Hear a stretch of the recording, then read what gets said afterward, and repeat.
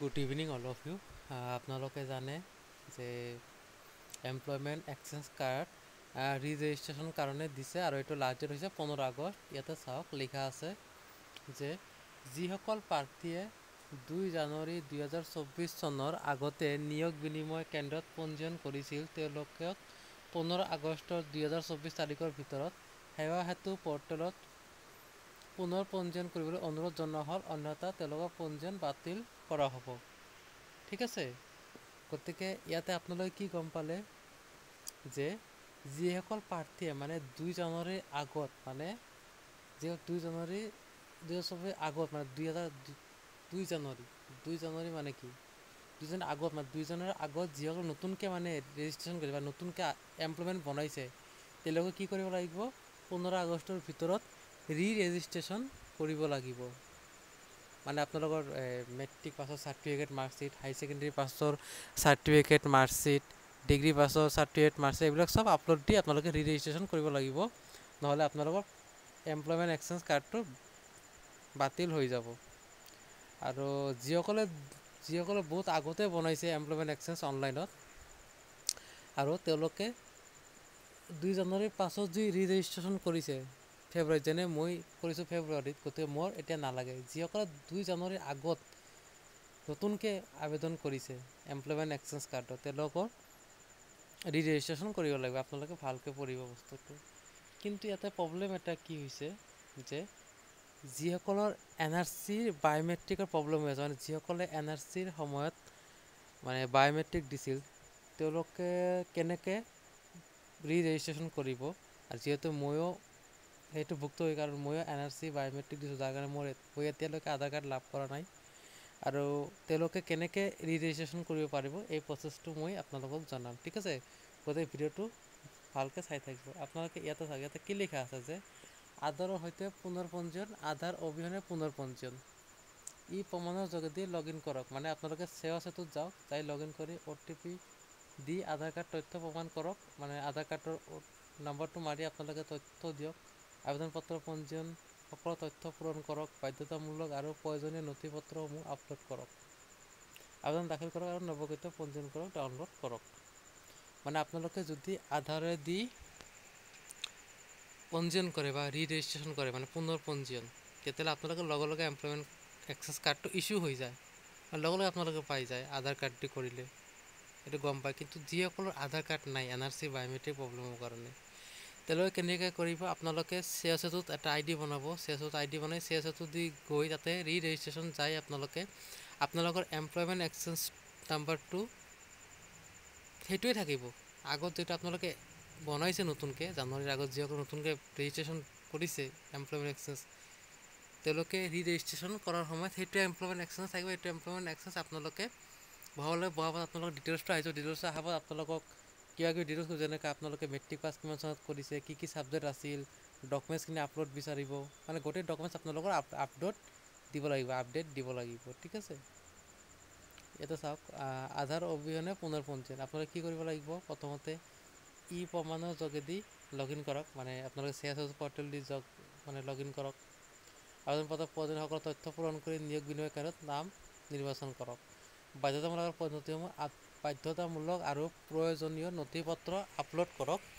নথিপত্ৰ পৰীক্ষাৰ দিন স্থান উল্লেখিত আৰু একন'লেজমেণ্ট ৰিচিপ্ট ডাউনলোড কৰক। নিৰ্দিষ্ট নিয়োগ বিনিময় কেন্দ্ৰত নথিপত্ৰ পৰীক্ষা কৰক আৰু প্ৰক্ৰিয়া সম্পূৰ্ণ হ'লে নতুন নৱগত পঞ্জীয়ন পত্ৰ সংগ্ৰহ। মানে আপোনালোকে প্ৰথমতে কি কৰিব লাগিব, এমপ্লয়মেণ্ট এক্সচেঞ্জ ৰেজিষ্ট্ৰেশ্যন কৰাৰ কাৰণে প্ৰথমতে আপোনালোকে সেৱা সেতুত যাব লাগিব, যাই লগ ইন কৰিব লাগিব। নহ'লে আপোনালোকৰ যদি ID নাই, তেতিয়া আপোনালোকে ID বনাই ল'ব সেৱা সেতু পৰ্টেলত। বনাই আপোনালোকে লগ ইন কৰি প্ৰথমতে আপোনালোকে আবেদন কৰিব লাগিব, প্ৰয়োজনীয় নথিপত্ৰসমূহ দিব লাগিব। তাৰপিছত আপোনালোকে কি ডকুমেণ্টছ আপলোড লাগে এইখিনি দিব লাগিব।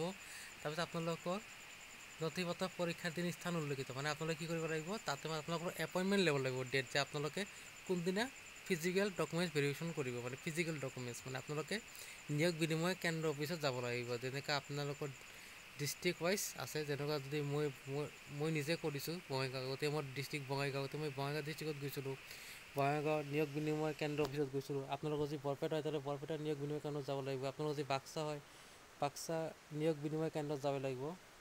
যিসকল ডিষ্ট্ৰিক্ট ৱাইজত অফিচ আছে এমপ্লয়মেণ্ট এক্সচেঞ্জ, আপোনালোকে ডেট ল'ব লাগিব। যদি আপোনালোকে ছানডে বাদ দিয়ে আৰু কিবা মানে ধৰক কিবা যদি হলিডে থাকে এইটো বাদ দি আপোনালোকে মানে প্ৰত্যেক দিন ডেট, যদি আপোনালোকে ভাবে যে নহয় মই কালি যাম মানে এমপ্লয়মেণ্ট এক্সচেঞ্জ অফিচত ফিজিকেল ভেৰিফিকেশ্যনৰ কাৰণে, আপোনালোকে কি কৰিব লাগিব, আজিয়ে এপ্লাই কৰিব লাগিব। এপ্লাই কৰি আপোনালোকে ডেটটো দিব লাগিব যে কালি মই ইমান টাইমত ইমান বজাত মই যাম। আৰু সেই আপোনালোকে কি কৰিব লাগিব, মানে মই কেনেকৈ কৰিছোঁ মোৰ প্ৰচিডিউৰটো মই কৈ আছোঁ, আপোনালোকৰ হয়তো অফিচৰ প্ৰচিডিউৰটো বেলেগ থাকিব, মই এইটো ক'ব নোৱাৰোঁ। আপোনালোকে কি কৰিব লাগিব, একনলেজমেণ্ট ৰিচিপ্টটো ল'ব লাগিব। আপোনালোকে যি যি ডকুমেণ্টছ অনলাইনত আপলোড কৰিছে গোটেইখিনি আপোনালোকে অৰিজিনেল কপি লৈ যাব লাগিব।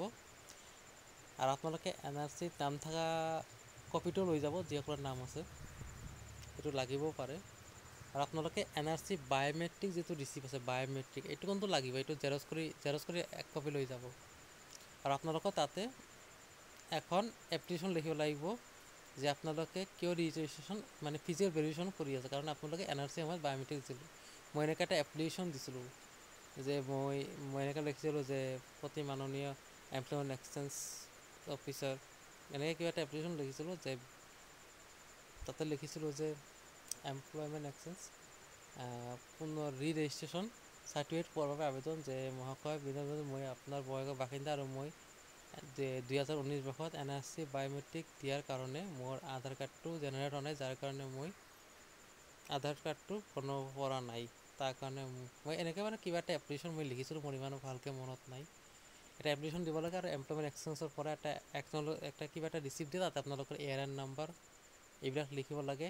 NRC ARN নাম্বাৰ দি এপ্লিকেশ্যনটো দি আৰু NRC বায়'মেট্ৰিকটো লৈ যাব, দি এইটো ৰাখি দিয়ে। আৰু আপোনালোকৰ গোটেইখিনি ডকুমেণ্টছখিনি চাব বা ভেৰিফাই কৰিব, আপোনালোকে যি যি ডকুমেণ্টছ অনলাইনত আপলোড দিছে এইটো এমপ্লয়মেণ্ট এক্সচেঞ্জ অফিচাৰে চাব আপোনালোকে যে তথ্যখিনি যে আপোনালোকে দিছে এইটো সঠিক হয় নে নহয়। তেতিয়া তেওঁলোকে সঠিক পাব, মানে একদম মানে একুৰেট, যে আপুনি যিখিনি ডকুমেণ্টছ দিছে সেইখিনি আপোনাৰ মানে অনলাইনত যিখিনি দিছে আপোনাৰ লগত গোটেইখিনি আছে, আৰু সেই গোটেইখিনি এমপ্লয়মেণ্ট এক্সচেঞ্জ অফিচাৰে ভালকৈ চাব, ভেৰিফাই কৰিব। তাৰপিছত যদি সকলো সঠিক থাকে তেতিয়াহ'লে আপোনালোকৰ চাৰ্টিফিকেটটো হৈ যাব, আপোনালোকে অনলাইনৰ পৰা ডাউনলোড কৰিব পাৰিব। গতিকে এইখিনি হয় এমপ্লয়মেণ্ট এক্সচেঞ্জ প্ৰচেছ উইদাউট আধাৰ কাৰ্ড।